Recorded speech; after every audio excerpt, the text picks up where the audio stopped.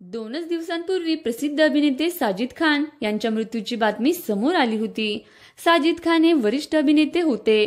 त्यांचं 70व्या वर्षी निधन झालं। मदर इंडिया चित्रपटात त्यांनी बिरजूची भूमिका साकारली होती। त्यांच्या मृत्यूच्या बातमीनंतर सोशल मीडियावर सगळेच त्यांना श्रद्धांजली वाहत आहेत। पण आता एक अनोखी बातमी समोर आली आहे।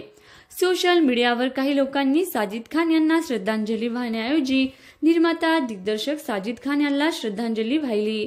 साजिद खान मदर इंडिया चित्रपटातील अभिनेते होते, तर हा साजिद खान हाऊसफुल सारख्या चित्रपटांचा दिग्दर्शक आहे, जो 50 वर्षांचा आहे।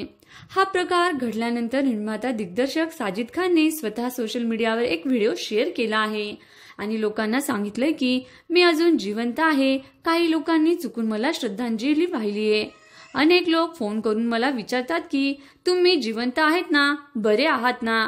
पण मी एकदम ठणठणीत आहे आणि मला अजून तुमचं मनोरंजन करायचंय। एकूणच सोशल मीडियावर अशा गफलती उडत असतात।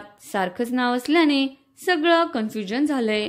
मनोरंजन विश्वासी निगडीत बातम्या जाणून घेण्यासाठी व्हिडिओला लाईक करा, शेअर करा आणि चॅनलला सबस्क्राईब करा। धन्यवाद। 2च दिवसांपूर्वी प्रसिद्ध